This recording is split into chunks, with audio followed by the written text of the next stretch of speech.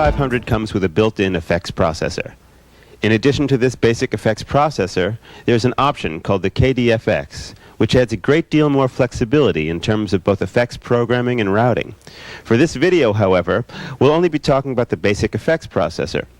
As we mentioned at the beginning of the video, the standard effects only come out of the mix outs.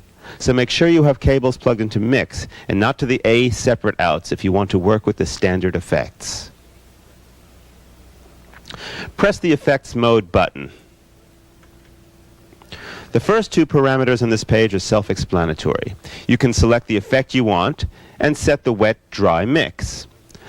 But the other two parameters, effects mode and effects channel, are important to understand because they determine how the effects processor is controlled. The effects here function as a single effect processor. You can combine different effects together, but they can't be split up between programs or channels. In other words, whichever effect you pick is going to affect all of the programs. You can't have reverb for one program and delay on another. So you use the effects mode parameter to choose what will control the effects processor. The default value is auto. This means that whichever mode you are currently in is controlling the effects. Each program and setup has an effect assigned to it. So if you go to program mode and call up a program, the effect assigned to that program on the effects page in the program editor will be called up. For example, if we go to program mode, call up piano, and then go back to the effects mode, you will see the effect is small hall. If you go back to the program mode, call up clav, and then go back to the effects, and you'll see that the effect is now stereo flanger. The same would apply for setups. The effects mode parameter works in conjunction with the effects channel. The default value for this is current. This means that the program assigned to the MIDI channel is currently in the display and in control of the effects. But you can also set this to a specific channel. For example, you could set it so that the program on channel 1 is in control of the effects. As we mentioned, in auto, either a program or a setup can be in control, depending on which mode you're in. You can also set this parameter to setup or program only. The final value is master. When set to master, the effect that you call up on this page will be the one you hear, no matter what program you call up. In this situation, the effects channel becomes the channel you would use to send program changes on to call up effects. You can also use this channel to send controllers to alter parameters in real time. If you're using the K2500 sequencer, there are a couple of options you can take.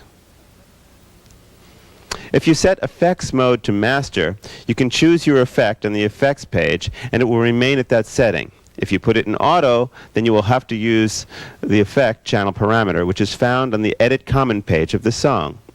In this case, whichever program is on the effect channel will be controlling the effects. Another thing you may wish to do is have a different amount of wet-dry mix per MIDI channel. Due to the way this basic effects processor works with the 2500, there is no simple way to do this. However, it is possible to do this by use of some vast programming. In order to accomplish this, you must choose an algorithm that has two outputs from the final stage. An example of this is algorithm 2, which uses a Panner DSP. Here's how you do it.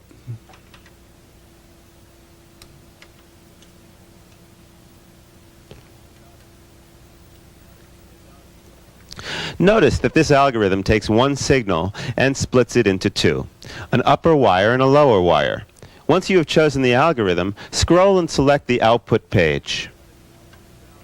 You will notice that there are two values for each parameter. To the left, you see U and L. This stands for the upper wire and the lower wire on the algorithm. Set the upper pair for A and the lower pair for B. Next, scroll and select the F3 position page. This control page determines how much of the signal is sent to the upper wire and how much to the lower wire. If you set the adjust parameter to 100%, it will be fully on the upper wire and routed to A. If you set it to negative 100, it will be fully on the lower wire and routed to B. And of course, any value in between will mix the two wires appropriately. You can even program a control source so you could change it in real time if you wanted. Although this method works perfectly for controlling the amount of wet-dry mix per program, the limitation is that you can only use algorithms which have two output wires, so you may not be able to use it if the sound of your program depends on a different algorithm, which does not have the two wires. The 2500 comes with quite a few preset effect programs, but you can also create your own. There are two ways to enter the effects editor. You can go to the effects mode and press edit, or you can get there from within the program editor. Since we're already in the program editor, we'll use this method. Scroll and select the effects page. With the effect parameter highlighted, press edit. The effect processor contains 27 different effect configurations. These configurations include reverb, delay, chorus, EQ, and mixtures of various effects. To select the different configurations, you can use the channel bank buttons. As you change configurations, the various parameters available for editing will change. Once you have found the configuration you want, you can scroll through the various parameters and set them for your specifications. When you're finished, you can name and save the effect in the same manner as saving a program. Press exit and you jump back to the program editor.